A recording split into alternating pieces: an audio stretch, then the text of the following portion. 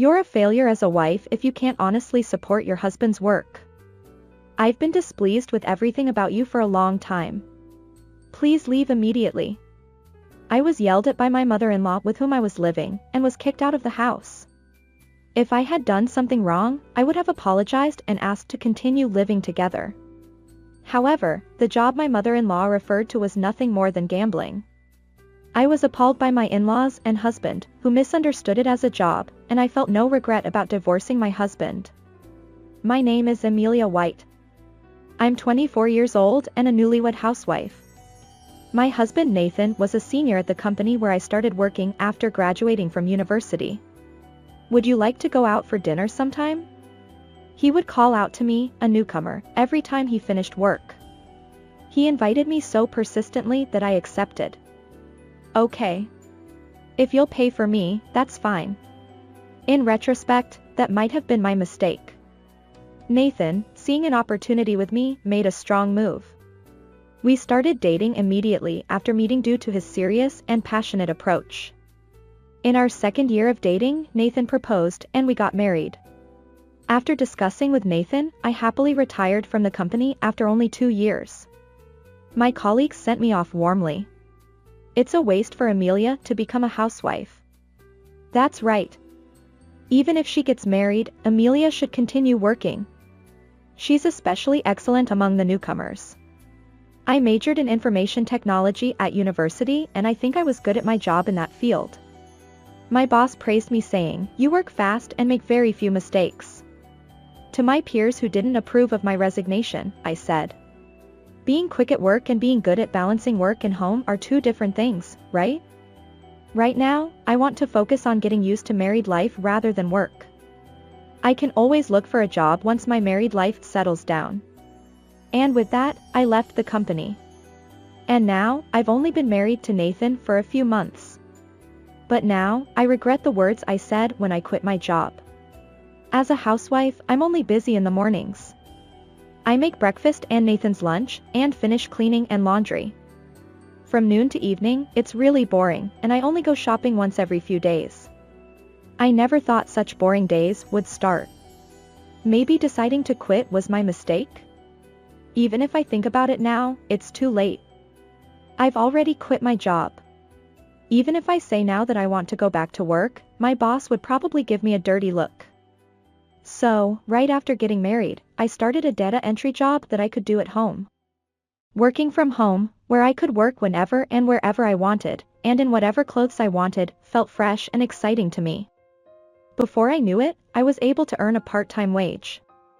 At first, my husband supported me. That's great. You can earn a part-time wage while taking care of the house. Amelia has found an efficient way to work. You're a model housewife. But about half a year after starting my work from home, Nathan's attitude changed. After marrying me, Nathan was given more big deals and guidance to his subordinates at work, so he was away from home more often, and on his rare days off, he would lie on the sofa all day with a tired face. You're lucky. You can work leisurely at home. Sometimes he would say such sarcastic things to me, and other times, "You should hurry up and earn big money like me." He sometimes looked down on me.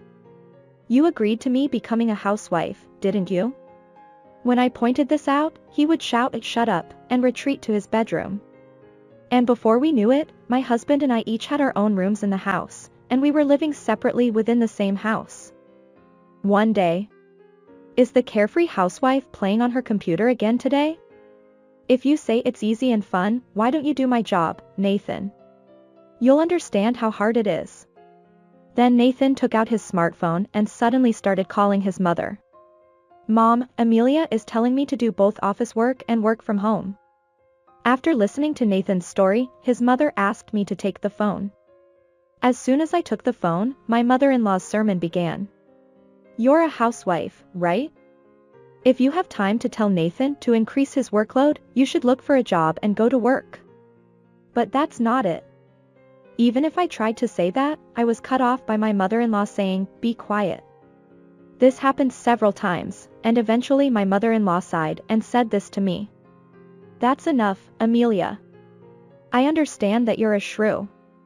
I'm worried about Nathan, so I'll live with you guys. What? My mother-in-law said that and hung up the phone without waiting for my reply. You're kidding, right? Living together is no joke. I have to call back and refuse. Then Nathan took away my smartphone. It's a good medicine for you, isn't it? I'm all for living together. He said that with a creepy smile. I was terrified by Nathan's smile and froze without being able to say anything back. The next day, my in-laws came to our house and started talking about living together. There was a reason why I refused to live with my in-laws. They were very showy and cared about the eyes of others. By the way, since Amelia seems to be earning money too, we've contracted a $6,000 a month high-rise apartment in Nathan's name. Nathan was happy saying, "Thank you, Mom," and for some reason my father-in-law was nodding as if he had done well. Are these guys really okay in the head? Wait a minute. Don't decide such important things without consulting me. Besides, even if we combine my husband's income and mine, we can't afford such a high rent. When I turned pale and said that to my in-laws, for some reason, Nathan was waiting for me to say, "It's okay," with a smile. What's okay? I asked back at Nathan's triumphant smile. Then Nathan showed me the screen of his smartphone. I earned it for you who can't earn much with work from home. I did it with FX. Now I earn $20,000 a month. I turned pale at Nathan's words. Did you study properly before doing FX? Study. I've already earned $20,000 without studying. That's why single-celled organisms are so annoying. People who can't take action are always noisy about studying. My stupid husband quotes lines that seem to be from self-help books and grins like an idiot. Why did I marry such an idiot? If you tell me that I didn't have an eye for people, that's all there is to it. That's not earning money. It's the same as hitting it big in gambling. Don't do FX anymore after this time. When I said that, my father-in-law who had been silent until now intervened. It's a wife's duty to support her husband's work. Don't interfere with your husband's work. That's right. You're just jealous because Nathan made money. They laughed at me. After all, frogs' children are frogs. Or rather, frogs' parents are frogs. Do they misunderstand FX as some kind of stable job? Probably no matter what I say from now on they won't understand. Anyway, don't do FX anymore. I told Nathan that and left the place. A few days later, my in-laws and husband ignored my advice and proceeded with the move to the high-rise apartment. My in-laws seemed to misunderstand that Nathan was working for a company called FX. It's utterly ridiculous. Nathan himself seems to be boasting at work, saying, "I'm a genius to be able to earn money with FX without any knowledge." As for my in-laws, they are going around telling lies to the neighbors after the move, pushing their showy personality to the forefront. My son is the owner of an internet business. He's earning about $20,000 a month. The neighbors, who live in the same high-rise apartment, are also confused by their reaction. Of course. Because a family that only earns $20,000 a month has moved into a $6,000 high-rise apartment. They must have thought this in their hearts. That's too little. I was so embarrassed. But now that we've moved, all I can do is what I have to do. I have to earn more anyway, since we have the rent for the high-rise apartment. After all, I can't rely on my husband's FX income. While attending a study group for work-at-home jobs held twice a month, I happened to run into a former colleague from the company where I used to work. And when I met with my former colleague and talked about work, she said this. Amelia was perfect in terms of accuracy and speed at work. You can do even more amazing work. It felt like an overestimation, but to change the current situation, I had no choice but to devise some kind of strategy. While I was lost in thought, my former colleague started talking as if she had been waiting for me. By the way, our company is currently recruiting for a data analyst who can work from home. Are you interested? Really? Is it okay? I accepted the unexpected offer willingly and decided to return to the company where I used to work. Gradually becoming active as a data analyst, I was able to earn an income that easily surpassed Nathan's monthly salary of $3,000 before I knew it. Of course, neither Nathan nor his parents noticed the change in my income. She's probably just holed up again today doing something that doesn't make much money. She's just incompetent as a wife and as a human being. There are other people who are more suitable for Nathan. Why don't you choose your wife again? Such words were flying around in the living room with laughter. Well, they can say whatever they want. But I can't tell them about my income. If I did, they would probably take advantage of me. Maybe it would be better to divorce Nathan. While thinking such things, I worked hard aiming for further income increase. And then came the day when I would take a new step in life. What are you doing? It's time for work. You're going to be late. Nathan was still in his room even though it was time to go to work. When I warned him, he was fiddling with his smartphone. That's not important. I'm taking today off from work. My husband continued touching his smartphone with a desperate look. Then his parents came into his room like children who don't go to work and sulk. What's wrong? You have to go to work. His father looked worriedly into the room. But since he didn't move a step from there, I decided to call his office for Nathan. One day, when things had calmed down a bit, my parents and I heard the story. Actually, I've been making some mistakes with FX recently. When I woke up this morning, $80,000 had disappeared into thin air, and I don't know why. I didn't feel any sympathy for Nathan, who was holding his head in his hands. That's what I told you, right? FX is like gambling. It's not like you can earn money like a job, and the risk is high.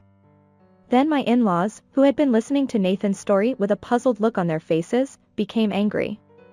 Why can't you sympathize with your husband's failure even though you're his wife? That's right. I thought you were a shrew from the start, but I didn't know you were so heartless. I didn't like everything about you. Get out of our house now. I responded to my in-laws, who were turning red with anger, with a completely opposite expression. Thank you. I'd be happy to get a divorce. At my overly joyful smile, both Nathan and my in-laws were taken aback. What are you talking about? Are you angry because I lost $80,000? But I can make that amount back right away, so stop joking about divorce. My mother-in-law agreed with Nathan's words. Nathan can make that amount back right away. And then my father-in-law also started to pick on me. It's quite something for a wife who doesn't earn much to be able to divorce so happily. We won't know if you regret it. Yeah. The responses were so predictable that I found their scolding comforting. And then I told them. You're the ones who will regret it. You don't understand the value of $80,000. I wish you and your son a long and happy life.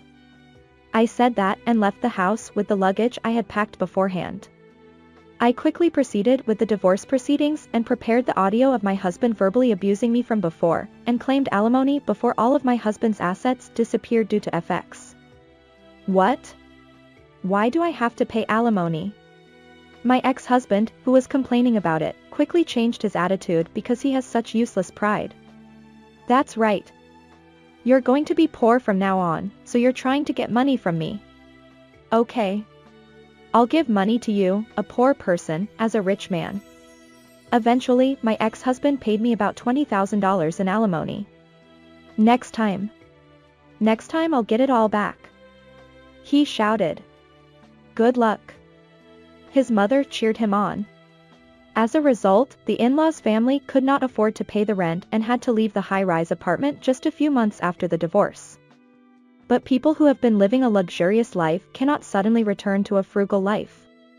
They ended up in debt, and my ex-husband, who was struggling for money, finally got fired for dipping into company expenses. Please. Just lend me $10,000. There was one time when such a call came from my ex-husband. If you're still doing FX like that, do you understand how much value $10,000 has? I can make $10,000 back right away if I hit it big in FX. My ex-husband seemed to have some strange confidence. But what I wanted to tell him was not that. I can't lend money to someone who doesn't understand the value of money. I hung up the phone with my stupid ex-husband and immediately blocked his number. And now, I continue to work from home as a data analyst and occasionally go out for drinks with my colleagues. There I met a younger man who was considerate and started dating him. We are now dating for marriage. He is sincere and kind, and above all else he is sensible about money and relationships with people. I hope we can live together for a long time.